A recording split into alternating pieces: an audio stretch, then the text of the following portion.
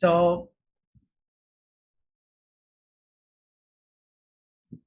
আমরা এটাকে প্রুফ করতে পারি এভাবে so we know that this is from integration from minus a to a f of x dx so এটাকে আমরা ওই যে বললাম দুটো ভাগে ভাগ করে নিয়েছি minus a to 0 then 0 to a তুমি যদি এই ফিগারটা একটু দেখো তাহলে ইজি হবে minus a to 0 then 0 to a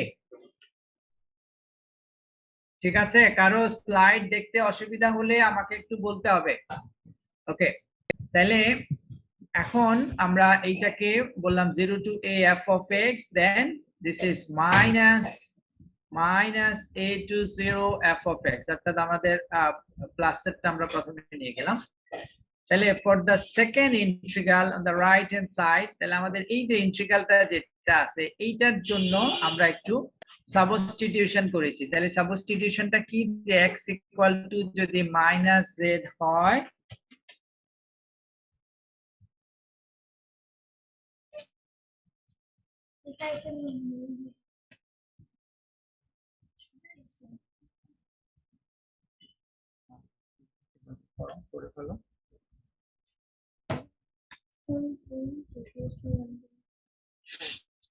So আমরা এখন এখান থেকে যেহেতু এটা ডেফিনিট ইন্টিগ্রাল ডেফিনিট ইন্টিগ্রালের যত জায়গায় আমরা সাবস্টিটিউশন করব ঠিক তত জায়গায়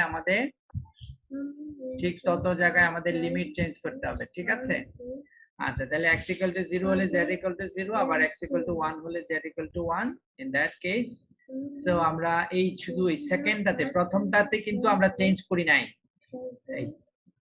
দ্বিতীয়টাতে আমরা x কে আমরা মাইনাস z দ্বারা রিপ্লেস করেছি সো এখানে এটা তাহলে আমরা অলরেডি জেনেছি যে যদি আমার ইন্টিগ্রেশনের লিমিট যদি ঠিক থাকে তাহলে এই ভেরিয়েবলটাকে আমরা যে কোনো ভেরিয়েবল দ্বারা রিপ্লেস করতে পারি সো এই z এর জায়গায় আমরা x বসিয়ে দিলাম তোমরা কি আমার কথা শুনতেছো জি স্যার আচ্ছা তাহলে আমরা এখানে এই x দিয়ে দিলাম so f of x so f of minus x তাহলে এখানে আমাদের কন্ডিশনটা হচ্ছে যদি ফাংশনটা অড হয় অথবা ইভেন হয় তাহলে ফাংশন যদি ইভেন হয় আমরা জানি f of x equal to f of minus x তাহলে আমাদের এই যে আমাদের f of minus x it can be written as f of x তাহলে f of x plus f of x this is 2f of x আর যদি odd function হয় তাহলে এই f of minus x equal to minus f of x so আমরা এখানে এটা দিতে পারি so that will be 0 okay so এটা একটা থিওরিটিক্যালি প্রুফ যদি আমরা এই জিনিসটা যদি বুঝে থাকি তাহলে আমরা ইজিলি এই প্রুফটা আমরা করতে পারবো আচ্ছা এখন আমাদের কিছু প্রবলেম আমি আগেই বলেছিলাম যে আমি নতুন কিছু প্রবলেম অ্যাড করছি সো এগুলো তোমরা হয়তো পারবে যেমন integration from 0 to pi by 2 d theta divided by 1 plus 2 cos theta class কয়টা সো আমরা এখান থেকে integration from 0 to pi by 2 d theta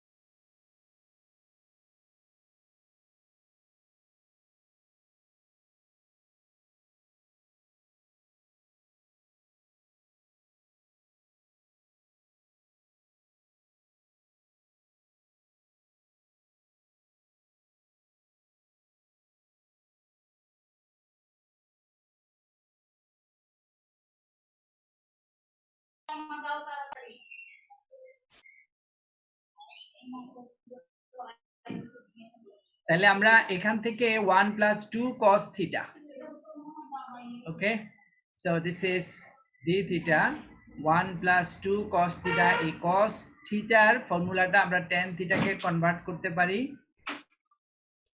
আমাদের এই cos theta এর ফর্মুলাটা tan theta অর্থাৎ 1 minus tan square theta divided by 1 plus tan square theta ঠিক আছে সো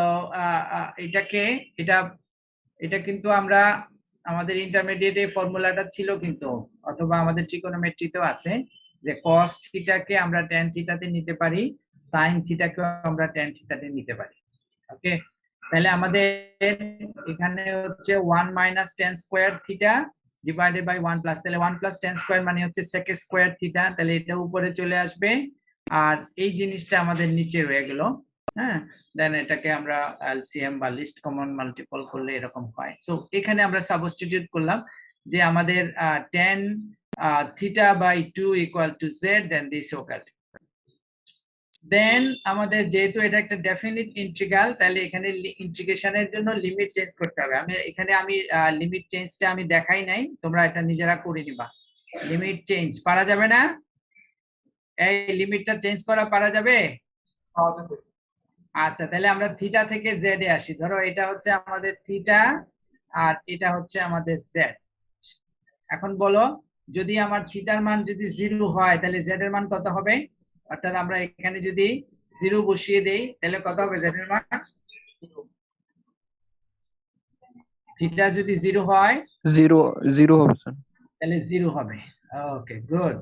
আর থিটা যদি আমার π/2 হয় তাহলে π/2 মানে হচ্ছে π/4, দ্যাট ইজ থিটা যদি আমার π/2 হয় তাহলে আমার x হয়ে যাবে হচ্ছে 1। এখন আমার ইন্টিগ্রেশনের লিমিট হয়ে যাচ্ছে কত? 0 to 1, যখন আমরা থিটাটাকে আমরা z এ নিয়ে যাচ্ছি। ওকে, সো integration from 0 to 1, তাহলে আমাদের এখান থেকে so this is 3 - z square by then 2z, so this is actually আমরা এখান থেকে এটা পাচ্ছি। so in that case 2 into আমরা এখান থেকে 3 টাকেও নিয়ে যেতে পারি, অথবা 1/a square minus x square এর formula. so 1/2a log of a plus x divided by a minus x, এই ফর্মুলাটা একটু মনে রাখতে হবে। দেন আমরা লিমিট যদি বসিয়ে দেই আলটিমেটলি রেজাল্টটা চলে আসবে। ঠিক আছে? এটাতে কারো কোনো কনফিউশন আছে? কারো বুঝতে অসুবিধা আছে? আশা করি থাকার কথা না, ভেরি সিম্পল। শুধু এখানে আমাদের cos থিটা ফর্মুলাটা মনে রাখতে হবে। এখানে যদি sin থিটা হয় কি রকম হবে, অথবা যদি cos থিটা হয় কি রকম হবে, এটা একটু মনে রাখতে হবে। আচ্ছা স্যার, এটা আমরা রাইম্যান সাম দিয়ে করছি না কেন? সরি স্যার, এটা আমরা রাইম্যান সাম লিমিট দিয়ে করছি না কেন? মানে এই প্রবলেমটা আমরা রিমান সামে কেন করছি না? জি স্যার। তাহলে এখানে যদি বলে দেওয়া থাকতো যে solve this problem in a Riemann sum, then এগুলা আমরা করতাম। আমাদের মানে বলে দেওয়া থাকবে। আর এটা হচ্ছে শুধু, কারণ এটা তো হচ্ছে তোমার বেসিক জিনিসটা যে আমরা যেটাকে বলি যে ইন্টিগ্রেশনটাকে আমরা সামেশন আকারে বের করতে পারি, সেটা হচ্ছে আমাদের এই টেকনিক। এখন আমাদের ওখানে শুধু সলভ করতে বলা হয়েছে বা ইভালুয়েট করতে বলা হয়েছে, কিন্তু যদি আমার এই প্রবলেমের মধ্যেও যদি আমাকে বলে দেওয়া থাকে যে find the integral as a limit of a sum, দেখো এটার কোশ্চেনটা হচ্ছে using the limit of a sum অথবা রিমান সাম যদি বলা থাকে, তখন আমরা এই ফর্মুলা ইউজ করে তখন আমাদের লিমিট বের করে ওটাকে আমরা করব। কিন্তু ওখানে বলা আছে শুধু ইভালুয়েট। এবং এটাও আরেকটা টেকনিক যে আমাদের সবগুলো প্রবলেম তো আর আমরা রিমান সামে করব না। রিমান সামটা হচ্ছে is another process to find its integration, কারণ আমরা অলরেডি বলেছি যে ইন্টিগ্রেশনকে আমরা দুই ভাবে করতে পারি। একটা হচ্ছে integration as the limit of the sum, অথবা আমাদের as usual ইন্টিগ্রেশনের ফর্মুলাগুলো डायरेक्टली ইউজ করে আমরা করতে পারি। so we use the second method here. কথা বুঝে আসছে? জি স্যার। যদি তোমাকে এখানে যদি এক্সটেনশন দেওয়া হইতো যে evaluate this value as a limit of a sum, তখন কিন্তু আমরা ওই প্রসেসে যেতাম। আচ্ছা, এখানে আরো কিছু প্রবলেম দেওয়া আছে। তোমরা আমি এই শীটটা দিয়ে দেবো আজকে মধ্যেই দিয়ে দেওয়ার চেষ্টা করব। এখনো মনে হয় ডেফিনেটলি ইন্টিগ্রালটা আমি শেষ করতে পারিনি, কারণ এগুলো আমি নতুন ভাবে অ্যাড করছি। তো তোমরা এখানে যে প্রবলেমগুলো দেওয়া আছে আমি চেষ্টা করছি এক এক করে হিন্টস দেওয়ার জন্য, যাতে তোমরা সলভ করতে পারো। তারপরেও যদি পারা না যায় আমরা ক্লাসে এগুলো ডিসকাস করে নেব। সো আরেকটা প্রবলেম ইনডেফিনিট ইন্টিগ্রালেও আমরা করেছিলাম এই ধরনের প্রবলেম হলে আমরা কিভাবে সলভ করতে পারি। যেমন integration of 0 1 dx divided by 1 plus x square into square root of 1 minus x square.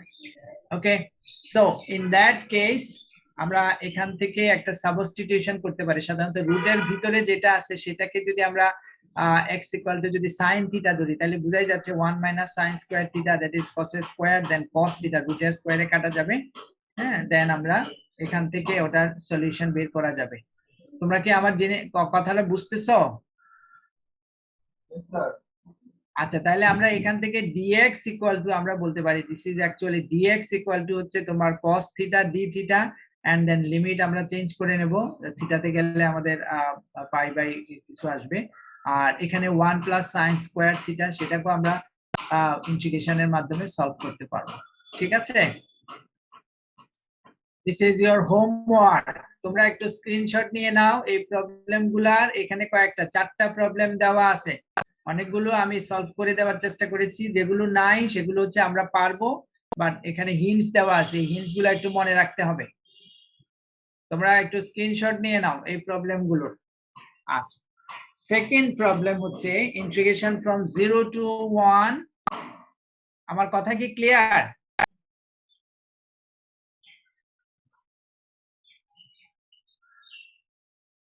আমার কথা কি clear?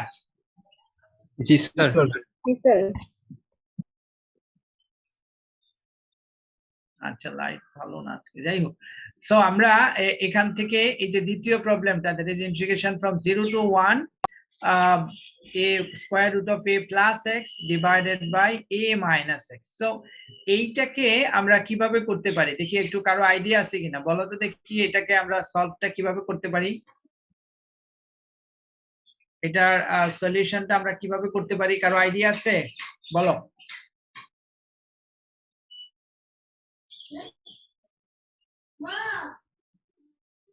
Sir good. a plus x দিয়ে আমরা উপরে নিচে যদি গুণ করে দেই তাহলে নিচে হচ্ছে স্কয়ার রুট অফ, আমাদের নিচে যে মানটা আসবে সেটা হচ্ছে গুড আইডিয়া। সো আমরা ইন্টিগ্রেশনটা ঠিক রেখে দিলাম, তাহলে নিচে হচ্ছে আমাদের স্কয়ার রুট অফ, ধরো আমাদের a square minus x square, আর উপরে হচ্ছে simply a plus x of dx। Okay, good. Then আমাদের ইন্টিগ্রেশন হচ্ছে 0 টু, লিমিট হচ্ছে 0 to 1। এখন আমরা সাবস্টিটিউশন করতে পারি। সো এখানে আমরা সাবস্টিটিউশন করার জন্য x equal to a cos theta কে যদি আমরা x এর মানকে যদি আমরা, কারণ আমাদের এখানে একটা স্কয়ার আছে এই জন্য x এর মানটাকে আমরা a নিয়ে ইনটু cos থিটা আমরা দিয়েছি, সো স্কয়ারটাকে আমরা বাইরে নিয়ে আসলে a হবে 1 মাইনাস cos স্কয়ার থিটা হচ্ছে sin স্কয়ার থিটা। দেন আশা করি বাকি অংশ পারা যাবে না স্যার a প্লাস x দিয়ে গুণ না করে আমরা যদি x এর জায়গায় a cos থিটা বসাতাম তাহলে a কমন নিলে আমরা পেতাম কি a প্লাস cos থিটা, আর নিচে পেতাম হলো a minus 1 minus cos theta. তো দেন 1 plus cos theta equal to হলো 2 cos স্কয়ার থিটা, আর নিচে হবে হলো 2 sin square theta. 2 cos square theta, then cot square theta পাবো।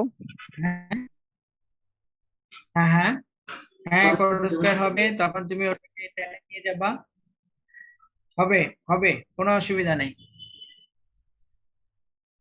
অবশ্যই হবে, ঠিক আছে, অসুবিধা নেই। আচ্ছা, তারপরে আমাদের এখানে আরেকটা যে 1 plus x into square root of 1 minus 2x minus x square, এই জিনিসগুলো আমরা একটু আগে কিন্তু আমাদের ইনডেফিনিট ইন্টিগ্রালে কিছু প্রপার্টি আমরা আলোচনা করে আসছি। আমরা ওই প্রপার্টি গুলো যদি একটু তোমরা করে নাও এই যে, তাইলে ইজি হবে। এই যে যেমন আমাদের এখানে এই প্রবলেমটা এখন যেটা করলাম সেটাকে আমরা একইভাবে করেছিলাম। তারপর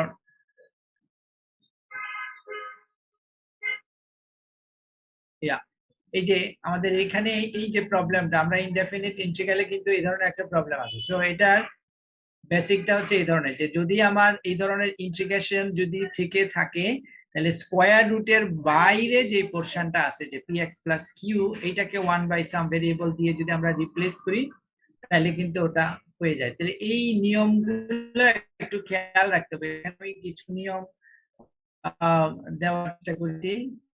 এই যদি এটা স্ট্যান্ডার্ড ফর্মটা যদি এরকম হয় তাহলে রুটের বাইরে 1/z রিপ্লেস করতে পারি।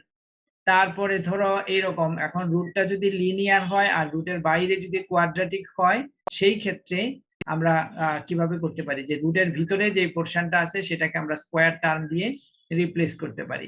এই জিনিসগুলো অর্থাৎ এই স্ট্যান্ডার্ড ফর্মটা যদি মনে রাখা যায় তাহলে এই ধরনের ইন্টিগ্রেশনের সলিউশন কিন্তু ইজিলি সলভ করা যায়।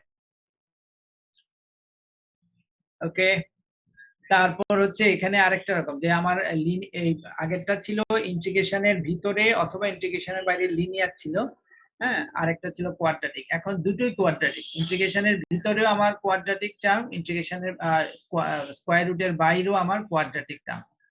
সেই ক্ষেত্রে আমরা এখানে দুইবার সাবস্টিটিউশন করব। একটা হচ্ছে প্রথমবার x = 1/u নেব, আর তারপরে ক্যালকুলেশন করার পরে রুটের ভিতরে যে টার্মটা আছে সেটাকে আমরা টি স্কয়ার বা জেড স্কয়ার দিয়ে রিপ্লেস করব।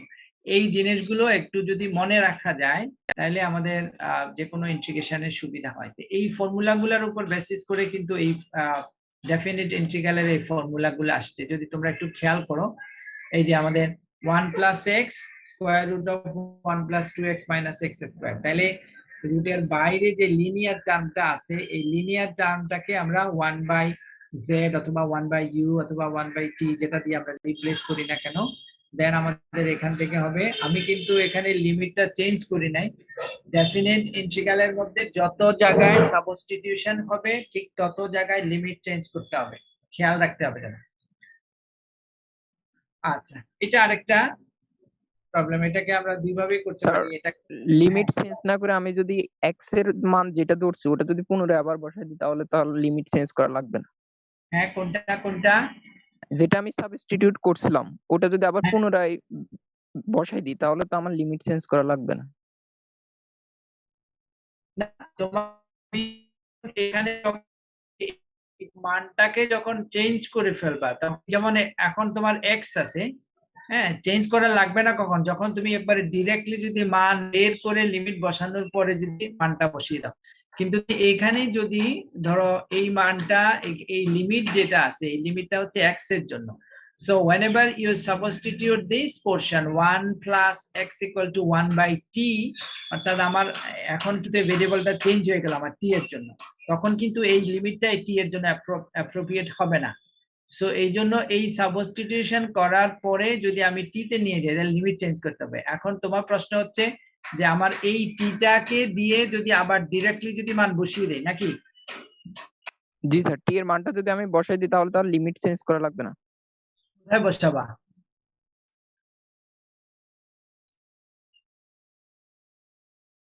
কোন জায়গায় বসাবে? ইভ্যালুয়েট করার পরে বলি স্যার। তুমি এটা, কারণ এগুলো আমরা করছি হচ্ছে আমাদের এখানে যেহেতু স্কয়ার রুটের ভিতরে একটা কোয়াড্রাটিক টার্ম আছে ওটাকে একটু সিম্পলিফাই সহজ করার জন্যই করা হচ্ছে, কিন্তু এখানে তুমি সাবস্টিটিউট করার পরে আবার তো তুমি এক্স এর মানে ব্যাক করলে তো আগেরটাই রয়ে গেল নাকি? না মানে আমি ইন্টিগ্রেশন করার পর যখন মান বসাবো আপার লিমিট আর লোয়ার লিমিট, তখন আমি টি এর মানটা লিমিট না চেঞ্জ করে টি এর মানটা যেটা ধরছি 1 + x = 1/t ধরছিলাম, ওটা আবার 1/t টি যখন আসবে তখন আমরা x এর মানটা বসাই দিব।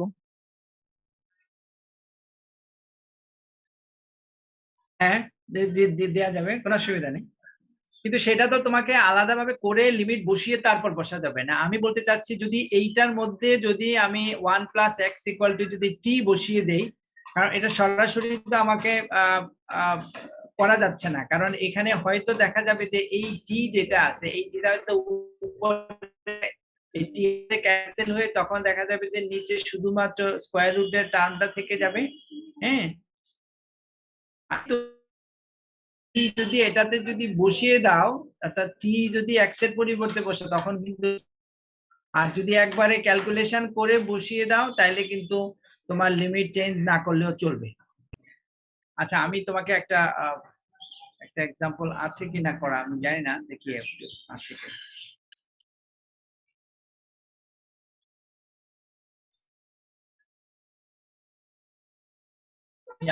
এই যে দেখো এক্স্যাক্টলি সেম প্রবলেম, যে আমি এখানের মধ্যে তোমার কথা হচ্ছে যে এই যে আমরা এখান থেকে যখন বসিয়েছি, যদি আমি x+1 এর পরিবর্তে 1/z যদি বসাই, আমি কিন্তু সহসাই রেজাল্টটা পাচ্ছি না, কারণ এটাতে আমাকে একটা রুটের ভিতরে একটা কোয়াড্রাটিক ফর্ম আসছে। সুবিধাটা হচ্ছে যে এখানে আমার লিনিয়ার টার্মটা যেটা ছিল, সাবস্টিটিউশন করার পরে কিন্তু আমার লিনিয়ার টার্মটা নাই, কারণ লিনিয়ার টার্মটা থাকলে কিন্তু আমি ইন্টিগ্রেশন সহজভাবে করতে পারছি না। ওকে, তাহলে এই জন্য আমাকে প্রথমেই এটা করার অর্থ হচ্ছে বাইরের যে টার্মটা আছে, লিনিয়ার টার্মটা যেটা আছে, সেটা যাতে আমার ক্যান্সেল হয়ে যায়, এবং এখানে যে যেটা আছে সেটাতে আমরা কোয়াড্রেটিক ফর্মে নিয়ে তারপরে আমরা ইন্টিগ্রেশন করে দিলাম। তো এখন তোমার প্রশ্ন হচ্ছে যে যদি আমি এটাকে টি তে সাবস্টিটিউট করে আবার যদি আমার কিন্তু সাবস্টিটিউট করার পরে তোমাকে এই এখানে লিমিট চেঞ্জ না করলে আমি বুঝতে পারতেছি না তোমার কোশ্চেনটা কি।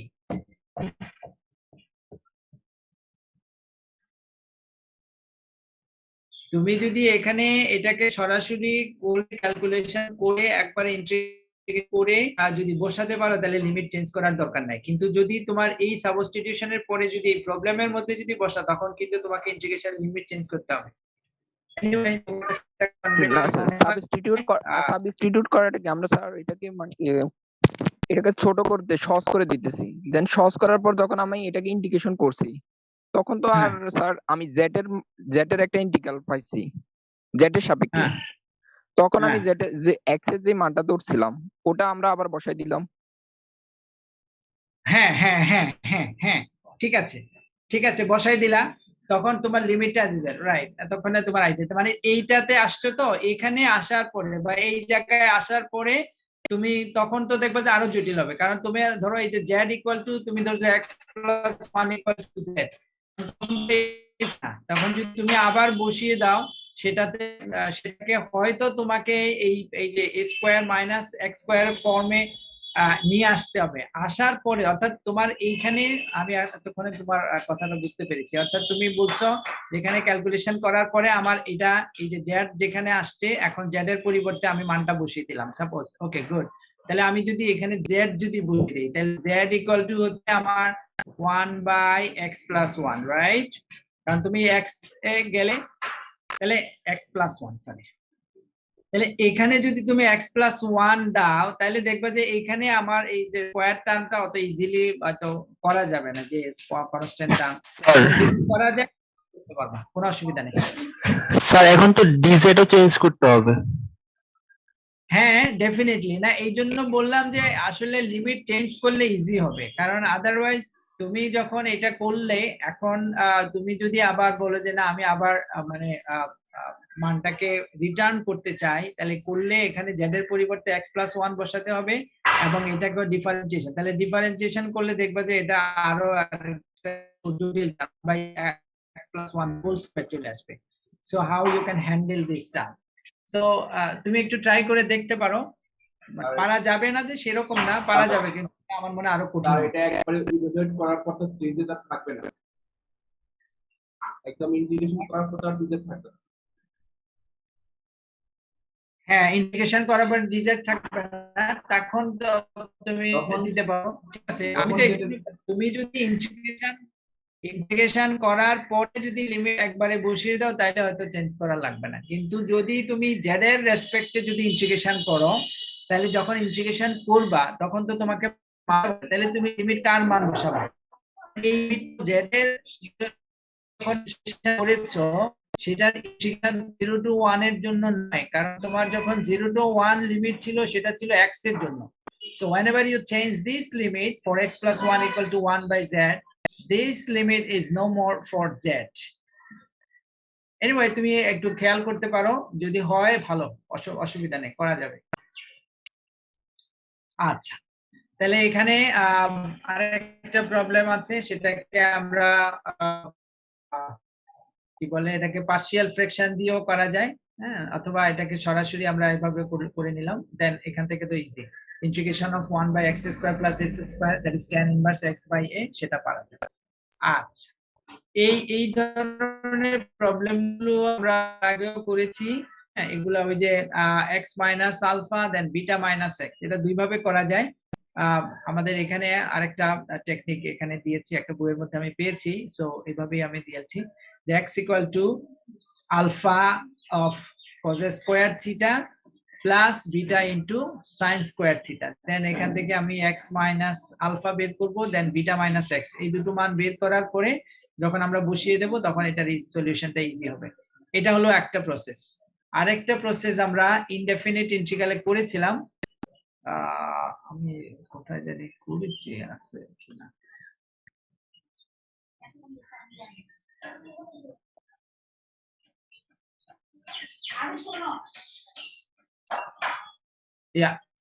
এই যে এখানে দেখো, এটা এইভাবেও হবে, অবশ্যই এটা স্কয়ার রুট দিয়ে, ওখানে যদি স্কয়ার রুট, তাহলে আমাদের এখানে x minus 4 then 6 minus x, অর্থাৎ x minus then beta minus x, তাহলে 6 মাইনাস x যেটা আছে এটাকে আমরা u স্কয়ার দিয়ে যদি রিপ্লেস করি, হ্যাঁ, দেন আমরা এখান থেকে কিন্তু মানটা সলভ করা যাবে। অথবা এটা হচ্ছে আরেকটা প্রসেস, দেখো x মাইনাস আলফা, তোমরা এই স্ট্যান্ডার্ড ফর্মটা মনে রাখবা, তাহলে ফর্মটা যদি মনে রাখতে পারো তাহলে ইজি হবে। x minus alpha then beta minus x, দেন আমরা এটাকে সলভ করতে পারি, অর্থাৎ dx এর মান বের করে x মাইনাস আলফার মান আমরা বের করব, x minus alpha equal to this, then beta minus x equal to this, এই মানটা বসানোর পরে ইন্টিগ্রেশন হবে।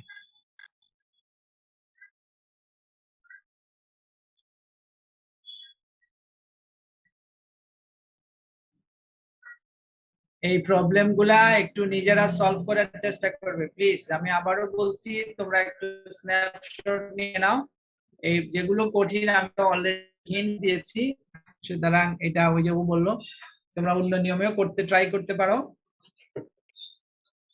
অথবা আমাদের এখানে যেটা আছে সেভাবে ট্রাই করতে পারো। এটা তো সিম্পল, এটা আমাদের sin ইনভার্স x সমান যদি আমরা করি তাহলে এটা হয়ে যাবে। যাই হোক, আচ্ছা এবার আমরা যেটা বলেছিলাম যে আমাদের একটা ইন্টিগ্রাল ডেফিনিট ইন্টিগ্রালের একটা প্রপার্টি আছে, সেই প্রপার্টিটা হচ্ছে integration from 0 to a f of x dx, right? So this is equal to 0 to a, ঠিক আছে, কিন্তু আমাদের এখানে ফাংশন একটু চেঞ্জ আসছে, সেটা হচ্ছে a minus x of dx। ওকে, এখানে যে প্রবলেমগুলো দেওয়া আছে সবগুলো অলমোস্ট এই ফর্মুলা ইউজ করে করা যায়, যেমন আমার এই আমি দুই একটা প্রবলেম মনে করে দেওয়ার চেষ্টা করেছি। ওকে গুড, দেখো আমাদের ফর্মুলাটা যেটা ডেফিনিট ইন্টিগ্রালের যে প্রপার্টিটা যেটা ছিল, এই কোশ্চেনটা একটু লিখে নাও তোমরা, this is the question. So this is actually আমাদের নিচে লোয়ার লিমিট যদি 0 হয়, আপার লিমিট যদি a হয়, দেন f of x dx, তাহলে আমরা বলেছি এটাকে লেখা যাবে যে লিমিট ঠিক থাকতে হবে, limit is okay, lower limit must be 0, upper limit is non-zero, then f of upper limit minus the variable, upper limit হচ্ছে a minus x, this is into dx। ওকে, এই ফর্মুলাটা আমরা ইউজ করেছি, তাহলে দেখো আমাদের কোশ্চেনটা হচ্ছে এটা। সো আমরা cot x কে আমরা ভাঙিয়ে নিলাম cos বাই sin, তাহলে cos বাই sin মানে এটাকে সিম্পলিফাই করলে এটা আসে। এক নাম্বারটা বুঝে গেছে, এক নাম্বার ইকুয়েশনটা কিভাবে আসে সেটা বুঝে গেছে? Yes sir, okay good, then আমরা এখানে এই ফর্মুলাটা আমরা ইউজ করেছি, so integration from 0 to a, এবং এইটাকে লিমিট যদি ঠিক থাকে, লোয়ার লিমিট যদি 0 হয়, লোয়ার লিমিট 0, লোয়ার লিমিট 0, লিখতেও পারি না, লোয়ার লিমিট 0, সরি,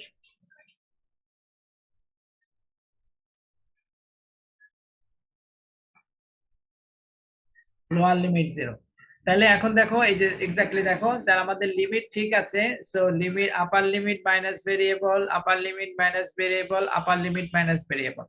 সো যেহেতু 90 ডিগ্রি অ্যাঙ্গেল চেঞ্জ হবে এবং এটা প্লাস হবে, so 90 degree minus x, sine change হয়ে কোসাইন সাইন হবে। তাহলে বেনিফিটটা হচ্ছে যে আমরা এখানে যে মানটা ধরেছিলাম ইন্টিগ্রালের জন্য 1 নাম্বার ইকুয়েশনে আমরা একটা মান পেলাম, আবার ইন্টিগ্রেশনের ওই প্রপার্টিটা ইউজ করার পরে আমরা আরেকটা পেলাম, that is given by equation 1 and equation 2। Benefit হচ্ছে এখন এই যেহেতু বাম দিকে দুটোর আই আছে, তার মানে আমরা এই দুটোকে যদি আমরা যোগ করে দেই, that is i plus i that is equal to 2i, then this is যেহেতু আমাদের denominator same sin plus cosine of x, এই দুটোকে যোগ করলে উপরেও সেম হয়ে যাচ্ছে। তাহলে দুটোকে যদি আমরা কাটাকাটি করে দেই, দেন দিস ইজ অ্যাকচুয়ালি 1। তাহলে দেখো কত ইজি হয়ে গেল, আদারওয়াইজ এটাকে ইন্টিগ্রেশন করা খুব ডিফিকাল্ট। সাইন অথবা কোসাইনের টার্ম এগুলা নন ভ্যানিশিং টার্ম, যেগুলো কখনো ভ্যানিশ হবে না।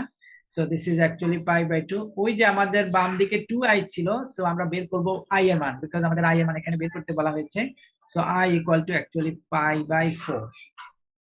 সো এই একই নিয়মের সাহায্যে আমাদের উপরে যে কয়টা প্রবলেম দেওয়া আছে, যে log of sin x অথবা log of 1 লিমিট দেখতে হবে, এই যে root of sin x divided by sin root sin plus root cosine x, এই প্রবলেমগুলা এই প্রপার্টি ইউজ করে আমরা করতে পারি। ইউ ক্যান ট্রাই,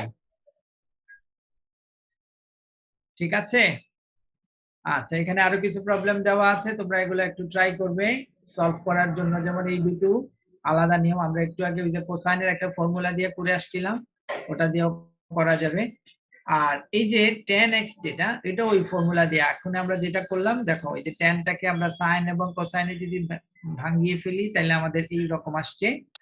দেন আমরা এখান থেকে আমাদের ফর্মুলাটা ইউজ করেছি। এখানে দেখো ফর্মুলাটা একটু অন্যরকম ভাবে ইউজ করা হয়েছে।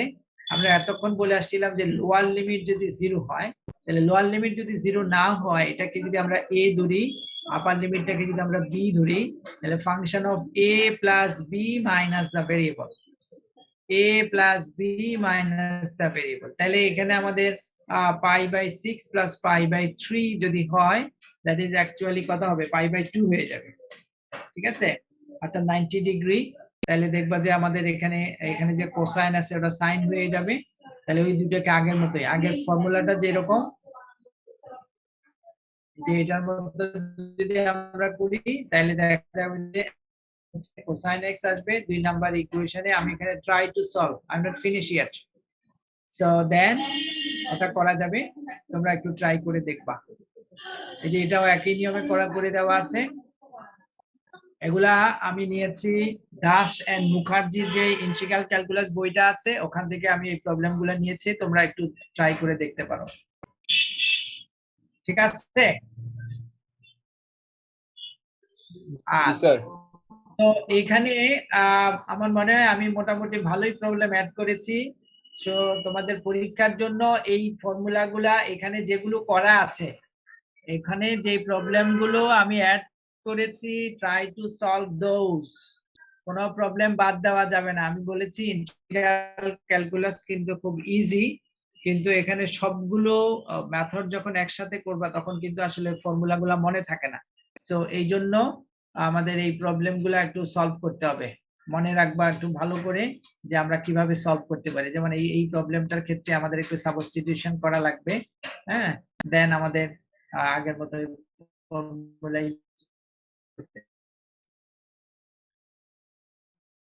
ঠিক আছে? পড়া কি বেশি হয়ে যাচ্ছে তোমাদের? হ্যাঁ, তো অনেক স্টুডেন্ট আসছে আজকে দেখি। বলি পড়া কি তোমাদের বেশি হয়ে যাচ্ছে?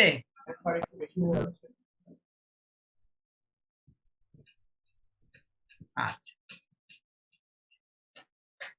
তাহলে এই গেল আমাদের ইন্টিগ্রাল ক্যালকুলাসের মোটামুটি ডেফিনিট ইন্টিগ্রাল এবং ইনডেফিনিট ইন্টিগ্রাল। আমি এখানে যেগুলো অ্যাড করেছি অথবা যেগুলো আমি করার জন্য হিন্টস দিয়েছি, সবগুলো প্রবলেম তোমরা নিজেরা সলভ করবে, সবগুলো। আচ্ছা, তারপরে আমাদের ইন্টিগ্রাল ক্যালকুলাসে আমাদের তোমাদের আরেকটা টপিক আছে, সেটা কি বলে হচ্ছে রিডাকশন ফর্মুলা।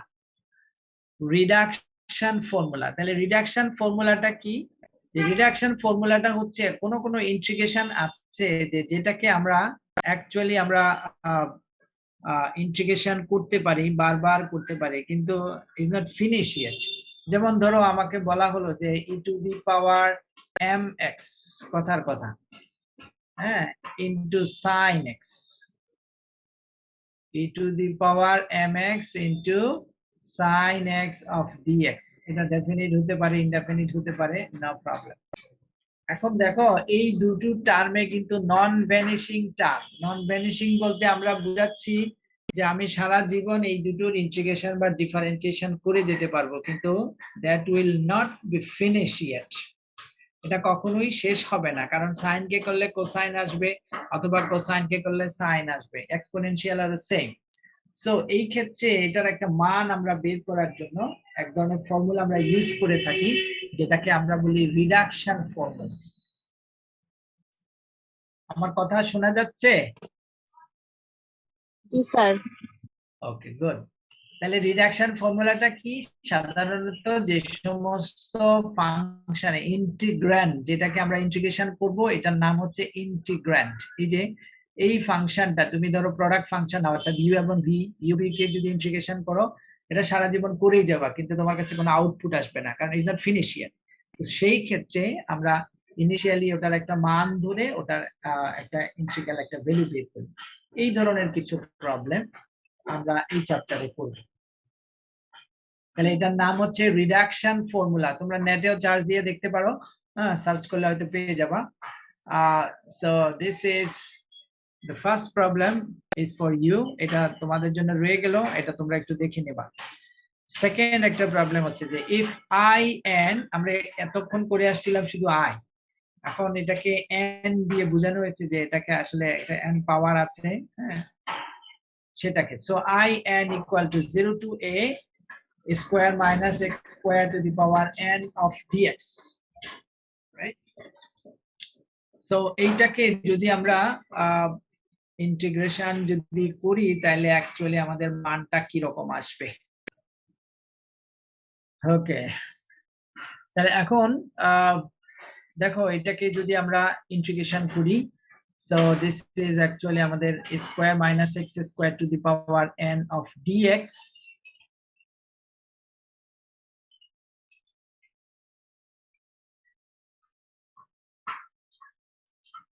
স্লাইড দেখা যাচ্ছে তো না? জি স্যার। আচ্ছা, আমি আরো একটু বড় করে দিলাম যাতে বুঝতে সুবিধা হয়। So this is I N equal to, this is a given function. তাহলে এটাকে আমরা প্রোডাক্ট অফ টু ফাংশনস এ যদি আমরা ইন্টিগ্রেশন করি, so this is actually square minus x square to the power n, আর dx টাকে আমরা ফার্দার ইন্টিগ্রেশন করলে এটা হচ্ছে x, লিমিট আমরা বসিয়ে দিলাম, than minus integration UV method. ওকে, সো দেখো, তাইলে দেখো এই যে আমি আবার করলে এই যে এখন মান এই কমে গেল n-1, আবার যদি আমি করি তাহলে n-2 হবে। হ্যাঁ, এইভাবে করতে করতে আমি সারা জীবন ইন্টিগ্রেশন করেই যাব, আলটিমেটলি আমি কোনো রেজাল্টে বুঝতে পারবো না। সো ইন দ্যাট কেস তাহলে আমরা কি করতে পারি? আচ্ছা, তাহলে এখানের মধ্যে আমাদের যদি লিমিট যদি আমরা বসিয়ে দেই, তাহলে আপার লিমিট a আমাদের x এর পরিবর্তে বসালে ফার্স্ট পার্ট ইজ 0, আর লোয়ার লিমিট 0 x এর পরিবর্তে 0 হলে তার মানে এই পুরাটার মানে 0 আসছে। Okay, good, this is finished. And then and to this one, তাহলে আমরা এখান থেকে 2n টাকে আমরা বাইরে নিয়ে আসলাম, বিকজ এটা ইন্টিগ্রেশনের সাথে কোনো রিলেশন নাই। 0 to a square minus x square whole to the power n minus 1 into x square। হ্যাঁ, তাহলে আমরা এখন যদি আমাদের ইন্টিগ্রেশনের দিকে যদি একটু যাই, এটাকে আমরা এভাবে করতে পারি। দেখো a square minus x square to the power n minus 1 সেটা আছে অলরেডি, আর আমাদের এখানে একটা x স্কয়ার আছে, এইটা হচ্ছে একটু ক্রিটিক যে এইটাকে আমরা কিভাবে করলাম। আমাদের x স্কয়ারটাকে আমরা দুটো ফাংশনে ভাগ করে নিলাম। এটা অ্যাকচুয়ালি আমরা এটা আমাদের প্রমাণ যেভাবে দেওয়া আছে সেটা ওইভাবে মিলানোর জন্যই আমরা করছি। সো দিস ইজ অ্যাকচুয়ালি আমাদের x স্কয়ার স্কয়ার ক্যান্সেল হলে x স্কয়ার হলো, তার মানে মানের কোনো পরিবর্তন হয়নি, জাস্ট আমরা আমাদের এটার সাথে মিলানোর জন্য একটা টার্ম নিয়ে আসলাম। So this is actually 2n square টা কমন, এটা আমাদের কনস্ট্যান্ট টার্ম হিসেবে চলে গেল, আর 2n of this one। তাহলে আমার এখানে একবার পাওয়ার হলো n-1, একবার পাওয়ার হলো n। তাহলে যখন এটার পাওয়ার n ছিল আমরা এটাকে সাবস্টিটিউট করেছিলাম a দিয়ে, অর্থাৎ in equal to integration from 0 to a square minus x square to the power n। তাহলে এখন যখন পাওয়ার যখন n ছিল সেটার মান ছিল i n, এখন একই জিনিসের পাওয়ার যখন n মাইনাস ওয়ান হয়ে যাবে ফাংশনটার মান, তাহলে সেটাকে আমরা সাবস্টিটিউট করব i of n minus one দিয়ে। Is clear? জি স্যার। ওকে, সো দেন তাহলে সুবিধাটা হচ্ছে আমরা এই যে এইগুলার মান, তো কারণ আমরা এটাকে ইন্টিগ্রেশন করলে ভ্যানিশ হবে না এবং এটার মান বের করা কঠিন, কিন্তু আমরা যদি সাবস্টিটিউশন মেথডে যদি এটাকে করে নেই তাহলে এখন কিন্তু আমাদের মান চলে আসছে।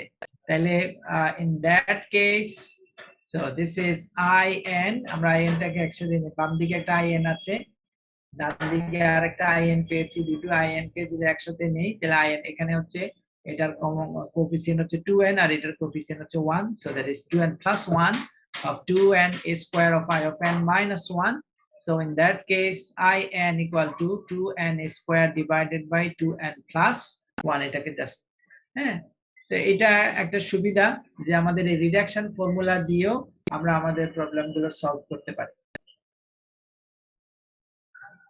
Then another problem, they find the reduction formula of x to the power m e to the power ax dx.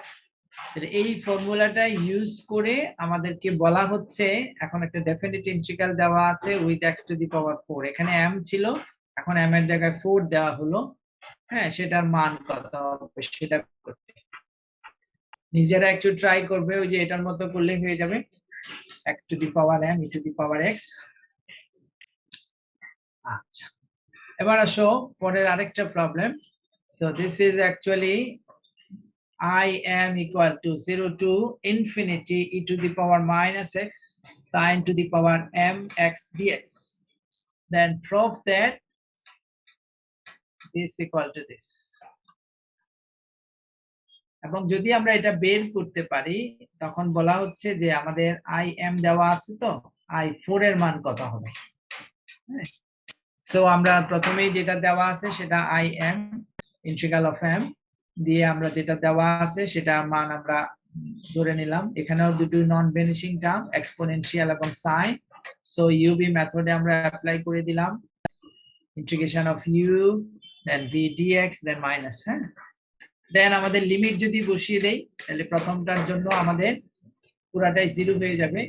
এখন দ্বিতীয়টাকে আবার আমরা টার্ম ওয়াইজ আমাদের ইন্টিগ্রেশন বাই পার্টস এর ফর্মুলা দিয়ে আমরা করতে পারি, হ্যাঁ করলে এখান থেকেও আমাদের এগুলা কিন্তু বোঝা যায়, তোমরা একটু ধৈর্য ধরে টেবিলে বসে নিজে নিজে করার চেষ্টা করবা, এটা ইউবি মেথড। ওকে, তাহলে আমরা এখানে ইউটা ধরেছি আমাদের হয়তো এটাকে, আর e to the power minus x যেটা সেটা হয়তো আমরা ইন্টিগ্রেশন করেছি প্রথমটা অপরিবর্তিত রেখে, দেন এখান থেকে আমাদের মান বের করা যায়। ওকে, এগুলো কিন্তু বেশি জটিল না, কিন্তু একটু ক্যালকুলেশন, তাহলে আমরা এখান থেকে এটার জন্য হয়তো পুরাটা মানে 0 হয়ে যাবে, ইনফিনিটি হলে e two the power minus infinity হচ্ছে 0 আর 0 হলে sin 0 এর জন্য 0, তার মানে এটা পুরাটাই 0 হয়ে যাবে। তাহলে বাকি রইলো m into m minus 1 0 to infinity to the power minus x of this one and then this. Okay, so এইটাকেও আমরা ওই যে আগের মতো একটু সিম্পলিফাই করে নিলাম 1 মাইনাস sin স্কয়ার দিয়ে, যেটা আমাদের cos স্কয়ার আছে, তাহলে cos square to 1 minus sin square, ঠিক আছে। এখানে আমি এই প্রবলেম গুলো একটু করে দেওয়ার চেষ্টা করেছি, তোমাদের কাজ হচ্ছে এটা নিয়ে বসে থাকা না, এটা একটু নিজেরা চর্চা করতে হবে, নিজেরা প্র্যাকটিস করতে হবে, টেবিলে বসবা, টেবিলে বসে জিনিসগুলো ক্যালকুলেশন করা লাগবে, আদারস কিন্তু করা যাবে না, ঠিক আছে। জি স্যার।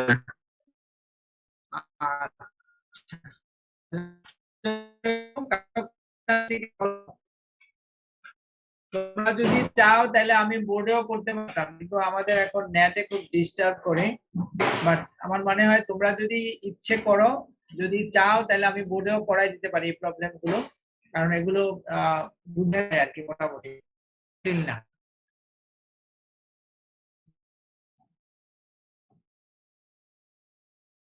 ঠিক আছে, কারো কোনো কোশ্চেন আছে আজকের লেকচারে? কারো কোনো কোশ্চেন আছে?